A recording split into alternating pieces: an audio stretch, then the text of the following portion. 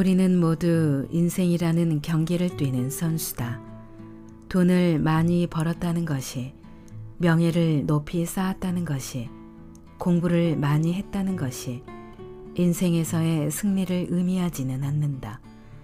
중요한 것은 내 안의 가능성과 잠재력으로 인생이라는 경기에 성실히 임했다는 자부심이다. 아직 원하는 곳에 도달하지 못했더라도, 아직 되고자 하는 사람이 되지 못했더라도 계속 걸어가는 법만은 잊지 말아라. 아직 그대 안에 꽃피지 못한 가능성이 남아있다. 천천히 그대 안의 가능성을 펼쳐라. 안녕하세요. 여러분의 삶이 눈부시게 빛나길 바라는 루나펄스입니다. 오늘 소개해 드릴 책은 사람은 무엇으로 성장하는가입니다. 존 맥스웰 지음, 김고명 옮김, 전옥표 감수, 펴낸 곳은 비즈니스 북스입니다.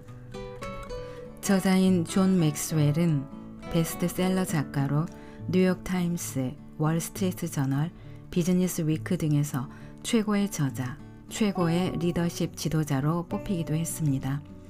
저서로는 존 맥스웰 리더십 불변의 법칙, 존 맥스웰의 위대한 영향력, 꿈이 나에게 묻는 10가지 질문 등이 있습니다. 저자는 개인이 꿈을 이루고 비전을 성취하기 위해서는 성장이 필요하다고 강조합니다.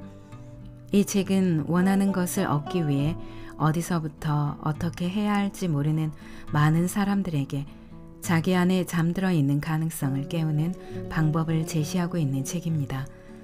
가만히 있으면 도태되는 세상에서 원하든 원치 않든 성장은 삶의 필수 조건이고 그 성장을 위한 특별한 15가지 법칙을 전달합니다.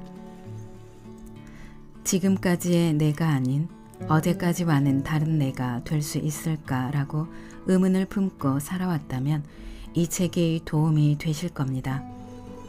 절대로 포기하지 마라. 그대의 한 번뿐인 인생이다.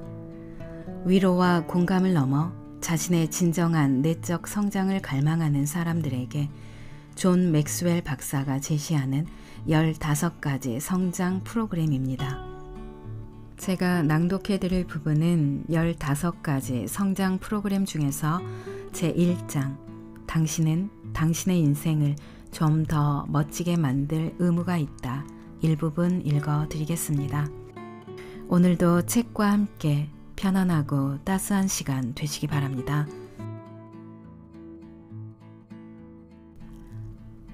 1장, 의도성의 법칙. 당신은 당신의 인생을 좀 더 멋지게 만들 의무가 있다. 당신에게는 지금 성장 계획이 있습니까? 커트 캠프마이어는 그렇게 묻고 나서 참을성 있게 내 대답을 기다렸다. 내 인생을 바꿔놓은 그 질문 앞에서 나는 답을 찾아 머릿속을 휘저었다. 지난 3년간 얼마나 많은 성과를 거뒀던가. 이런저런 목표를 늘어놓으며 내가 얼마나 열심히 일하고 있는지 설명했다. 좀 더 많은 사람에게 다가가기 위해 어떻게 노력하고 있는지도 털어놨다. 그런데 한참 얘기를 하다 보니 문득 내가 무엇을 했거나 하고 있는지에 대해서만 말할 뿐 어떻게 개선하고 있는지는 전혀 생각하고 있지 않다는 것을 깨달았다. 마침내 나는 더 나아지기 위한 계획은 없다고 인정할 수밖에 없었다. 이전까지는 한 번도 생각해 본 적 없는 문제였다.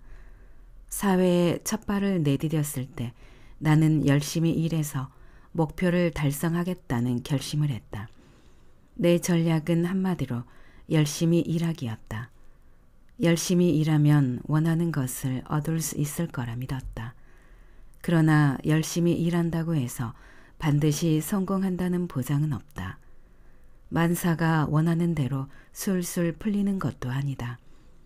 능력을 키우려면, 관계를 개선하려면, 더 깊이 있고 지혜로운 사람이 되려면, 해안을 기르려면, 난관을 극복하려면 어떻게 해야 할까? 더 열심히 일하면 그것이 가능할까? 더 오래 일하면 될까? 상황이 나아지길 마냥 기다리는 것은 또 어떨까? 내가 커트와 대화를 나눈 것은 1972년 홀리데이 인 호텔 식당에서였다. 당시 나는 경력을 한 단계 올릴 기회를 막 잡은 상태였다. 내가 속한 교단에서 가장 좋은 교회의 목회자 자리를 제안받은 것이다. 기업으로 치면 고위 임원진 자리를 제안받은 것이나 다름없었다. 문제는 그 자리가 아직 24살밖에 안 된 내가 감당하기 벅찬 자리인데다 까딱하다가는 보란듯이 추락할 게 뻔하다는 점이었다. 커트는 개인의 성장을 돕는 자기개발 컨설턴트였다. 그가 식탁 건너편에 있는 내게 교육과정 안내책자를 내밀었다. 이런 가격이 799달러나 되다니 당시 내 한 달 월급과 맞먹는 금액이었다. 차를 몰고 집으로 돌아오는데 머릿속이 뒤죽박죽 엉망이었다. 그때까지만 해도 나는 온 힘을 다해 노력하면 성공이 따라온다고 믿었다. 하지만 커트의 의견은 달랐다. 그에 따르면 성공은 성장에 달린 일이었다. 불현듯 목표에 집중하면 목표 자체는 달성할 수 있을지 몰라도 곧 성장하는 것은 아니라는 생각이 들었다. 성장하고 목표도 달성하려면 성장에 집중해야 하는 것이 아닐까. 운전 중에 문득 제임스 앨런의 위대한 생각의 힘에 나오는 한 구절이 떠올랐다. 이 책은 14살 때 처음 읽은 후 10번쯤 더 읽은 것 같다. 사람들은 상황을 개선하는데 급급해 자기 자신을 개선할 생각은 별로 하지 않는다. 그래서 언제나 발이 묶여 있다. 형편상 나는 커트의 제안을 받아들일 수 없었지만 다른 한편으로는 커트 덕분에 앞으로 닥쳐올 난관을 해결해 좀 더 나은 리더로 발돋움할 실마리를 찾았다는 생각이 들었다. 그러자 내가 지금 있는 곳과 도달하고 싶어하는 곳, 아니 내가 있어야만 하는 곳을 가로막는 장벽이 보였다. 그것은 바로 성장의 장벽이었다. 나는 그 장벽을 넘어설 방법을 찾아야 했다. 성장을 가로막는 장벽. 꿈, 목표, 포부를 실현하려면 반드시 성장해야 한다. 그런데 나와 마찬가지로 누구에게나 성장과 잠재력 발현을 가로막는 잘못된 신념이 한두 개쯤 있게 마련이다. 그러면 성장 의도를 가로막는 8가지의 그릇된 생각을 살펴보자. 1. 추측의 장벽. 성장은 저절로 이루어지는 거야. 어릴 때는 몸이 쑥쑥 성장한다. 나이를 먹을수록 키가 자라고 힘이 세지며 새로운 것을 더 잘하게 되는 것은 물론 난관도 잘 이겨낸다. 아마 정신적, 영적, 정서적 성장도 이와 같을 거라고 생각하는 사람들이 꽤 있을 것이다. 세월이 가면 저절로 더 나은 사람이 될 거라고 믿는 것이다. 그러고 보니 만화 피너츠에서 찰리 브라운이 했던 말이 떠오른다. 인생의 비밀을 알아낸 것 같아. 그냥 지내다 보면 익숙해진다는 거야. 하지만 그냥 지내면 더 나아지지 않는다. 성장하려면 의도적으로 노력해야 한다. 가수 브루스 스프링스턴은 살다 보면 되고 싶은 사람이 되기를 기다리지 말고 바로 그 사람이 되어야 하는 때가 온다고 말했다. 우연히 성장하는 사람은 아무도 없다. 성장은 결코 저절로 이루어지지 않는다. 정규 교육 과정을 마치면 우리는 자신의 성장을 전적으로 책임져야 한다. 그것은 다른 사람이 대신해 주지 않는다. 몽테뉴의 말을 빌리자면 바람은 목적지가 없는 배를 밀어주지 않는다. 삶이 좀 더 나아지기를 바란다면 스스로 좀 더 나은 사람이 되어야 한다. 물론 이를 위해서는 목표를 구체적으로 세워야 한다. 2. 지식의 장벽. 어떻게 성장해야 하는지 모르겠어. 커트와의 대화 이후 나는 사람들을 만날 때마다 같은 질문을 던졌다. 당신에게는 지금 성장 계획이 있습니까? 그 답을 구한 사람에게 배우면 된다고 생각했기 때문이다. 그런데 성장 계획이 있다고 대답하는 사람이 단 한 명도 없었다. 하나같이 성장 계획이 없었다. 성장 방법을 모르기는 그들이나 나나 매한가지였다. 디자이너이자 예술가, 컨설턴트로 일하는 로레타 스테이플스가 즐겨 하는 말이 있다. 자신이 원하는 것을 명확히 알면 세상도 명확하게 응답한다. 나는 내가 원하는 것을 잘 알았다. 나는 새로 제안받은 자리에 꼭 맞는 사람, 내가 세운 원대한 목표를 이루는 사람이 되고 싶었다. 다만 그 방법을 모를 뿐이었다. 많은 사람이 실패와 좌절을 경험하고 나서야 무언가를 깨닫는다. 역경을 겪으며 혼쭐이 나야만 교훈을 얻고 변화하는 것이다. 이때 변화는 좋은 쪽으로 일어나기도 하고 나쁜 쪽으로 일어나기도 한다. 문제는 이런 식으로 얻은 교훈은 집중하거나 소화하기가 어렵다는 데 있다. 차라리 의도적으로 성장을 위한 계획을 세우는 게 훨씬 낫다. 자신이 도달해야 하거나 도달하고 싶은 성장 지점을 정하고 무엇을 배울지 선택한 다음 스스로 정한 속도와 원칙에 맞춰 끝까지 나아가는 것이다. 커트를 만난 뒤 달리 도움받을 사람이 없다는 것을 깨달은 나는 아내 마거릿과 함께 허리띠를 졸라매서라도 $799를 마련할 궁리를 했다. 나는 점심을 걸렀고 휴가도 취소했다. 그럭저럭 견디면서 6달이 지나자 목표로 했던 금액이 모였다. 드디어 성장 교재를 사고 앞쪽부터 자세, 목표, 원칙, 평가, 일관성을 훑어본 나는 마치 하늘을 훨훨 날아가는 듯한 기분을 맛보았다. 지금에 와서 생각해보면 그 교재의 내용은 그저 기초적인 수준에 불과했다. 하지만 당시에는 내게 꼭 필요한 내용이었다. 그 책에 담긴 교훈 덕분에 내게 성장의 문이 살짝 열렸고 나는 그 틈으로 곳곳에 있는 성장의 기회를 잡을 수 있었다. 내 앞에 새로운 세상이 열리기 시작했다. 나는 더 많은 것을 이루고 더 많은 것을 배웠으며 더 많은 사람을 이끄는 동시에 도울 수 있게 되었다. 나아가 내 앞에 다른 기회, 즉 보다 넓은 세상이 펼쳐졌다. 신앙을 제외하면 성장하겠다는 결단만큼 내 인생에 큰 영향을 끼친 것도 없었다. 3. 시간의 장벽. 아직은 때가 아니야. 어린 시절 아버지께 자주 들은 수수께끼가 하나 있다. 통나무 위에 개구리 5마리가 앉아 있었어. 그중 4마리가 뛰어내리기로 마음먹었어. 그러면 남은 개구리는 몇 마리일까? 처음 그 질문을 받았을 때 나는 1마리라고 큰 소리로 대답했다. 아버지는 빙긋이 웃으며 말했다. 아니, 5마리야. 왜냐고? 마음 먹는 것과 행동하는 것은 다르기 때문이지. 아버지는 그 점을 자주 일깨워 주었다. 미국의 정치인 프랭크 클라크는 모든 사람이 마음먹은 대로 실천했다면 세상에는 상상을 초월하는 업적들이 남았을 것이라고 했다. 사람들은 대부분 늑장을 부리는 바람에 의도성 체감의 법칙 걸려들고 만다. 의도성 체감의 법칙이란 지금 해야 할 일을 미룰수록 실천하지 않을 가능성이 커지는 것을 말한다. 난생 처음 성장 프로그램을 접한 나는 어찌 보면 운이 좋았다고 할 수 있다.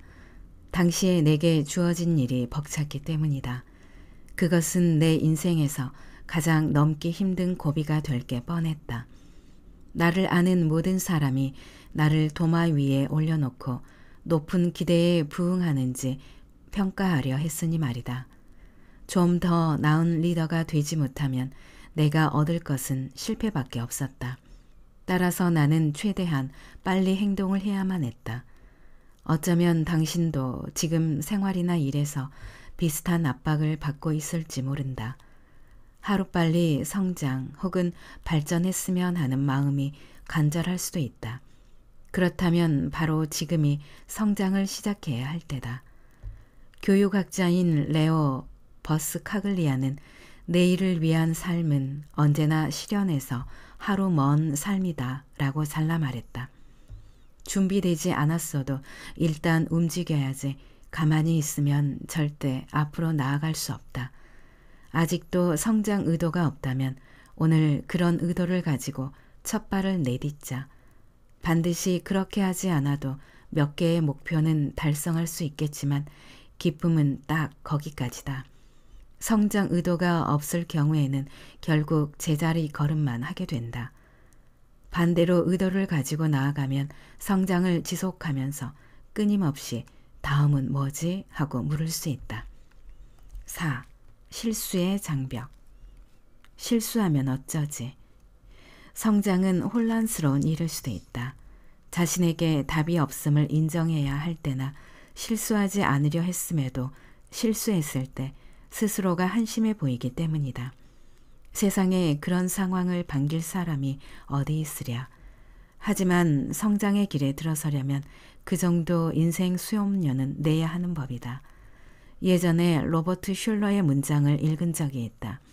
만일 실패하지 않는다는 것을 안다면 무엇을 시도해 보겠는가?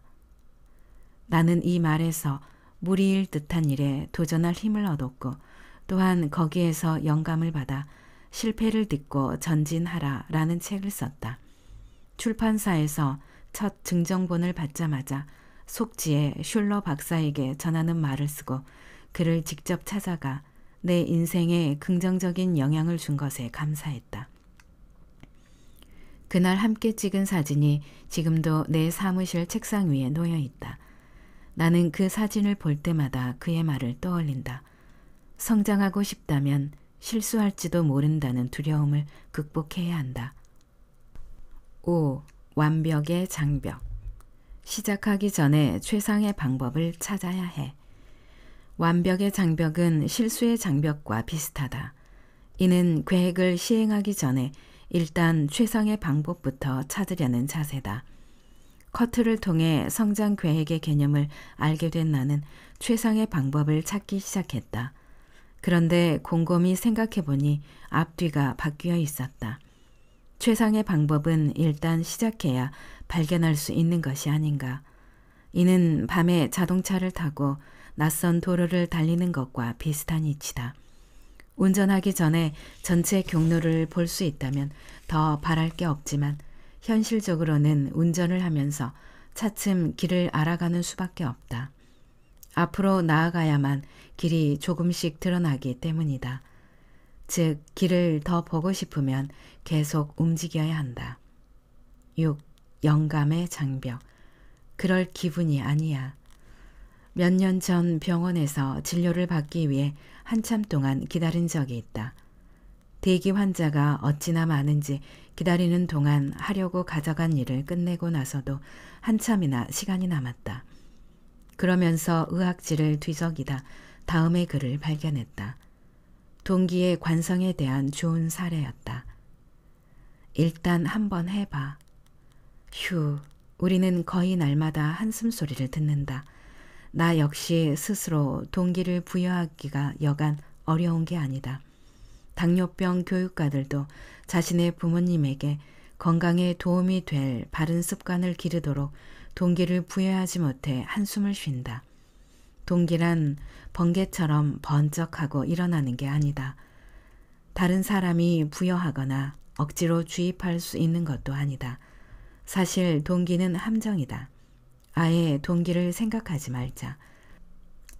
일단 한번 해보는 거다. 운동, 체중 감량, 혈당 검사 등 뭐든 시작해보자. 일단 시작하고 나면 비로소 동기가 생기면서 지속하기가 쉬워진다. 동기는 사랑과 행복 같은 부산물로 무언가를 적극적으로 하고 있으면 슬그머니 다가와 예상치도 못한 순간에 한 방을 날린다. 심리학자 제롬 브루너는 기분이 행동을 일으키는 게 아니라 행동이 기분을 일으키는 것이라고 말했다. 행동하자. 무엇이든 해야 할 일이 있으면 지금 당장 하자. 커트가 성장 의도의 필요성을 강조할 때 나에게는 그걸 하지 못할 이유가 수두룩했다. 시간도 돈도 경험도 다른 그 무엇도 없었던 것이다. 그럼에도 내가 성장 의도에 관심을 기울인 이유는 딱 하나였다. 나에게는 변화가 일어날 것이라는 기대가 있었다. 그것 하나에 매달려 나는 반드시 성장을 해야 한다고 굳게 믿었다. 어떤 영감을 받았던 것은 아니다. 아무튼 나는 시작했다. 놀랍게도 성장에 매진한 지 1년이 지나자 내가 영웅처럼 여기던 사람들 중 몇 명을 뛰어넘게 되었다. 처음에는 그냥 한번 해보자는 심정으로 성장에 집중했지만 언제부터인가 그 의도가 내면 깊숙이 들어왔다. 정말로 변화가 일어났기 때문이다. 아직 시작하지 않았다면 당신은 어쩌면 기운차게 성장 계획에 달려들 기분이 아닐 수도 있다. 그래도 내 말을 믿었으면 좋겠다. 일단 성장하기 시작하면 계속 성장하도록 이끄는 중요한 이유가 생긴다. 성장하기로 마음먹고 최소한 1년 정도만 성장에 매달려보자. 그러면 성장 과정 자체를 즐기게 되고 한 해가 지날 무렵이면 자신이 얼마나 먼 길을 달려왔는지 깨닫게 될 것이다. 7. 비교의 장벽. 나보다 다른 사람들이 더 낫잖아. 일을 시작하고 나서 얼마 지나지 않았을 때 하루는 다른 리더 3명을 만나 아이디어를 나누게 되었다. 나는 훌륭한 리더들을 만나 대인 관계를 넓히면 좋을 거라고 생각했다. 물론 처음에는 기가 팍 죽었다. 서로 생각을 나누다 보니 누가 봐도 내가 끼어들 만한 수준이 아니었던 까닭이다. 그들은 나보다 6배쯤 큰 조직을 운영했고 아이디어도 양과 질 모두 나와는 비교가 되지 않았다. 나는 뱁새가 황새를 따라가는 심정으로 안간힘을 썼다. 그러나 다른 한편으로도 용기도 얻었다. 위대한 사람들은 자기 생각을 나누고 싶어 한다는 사실을 알게 되었던 것이다.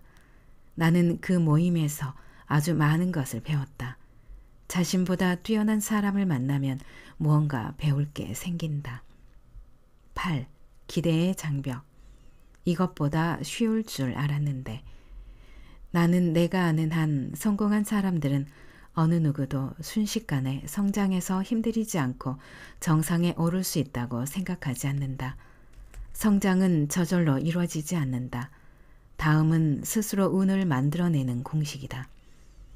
준비 더하기 자세 더하기 기회 더하기 행동은 운. 언제나 처음 단계는 준비다. 유감스럽게도 준비에는 시간이 걸린다. 그렇다고 낙심하지 말자. 짐 론의 말처럼 하룻밤에 목적지를 바꿀 수는 없어도 방향은 바꿀 수 있다.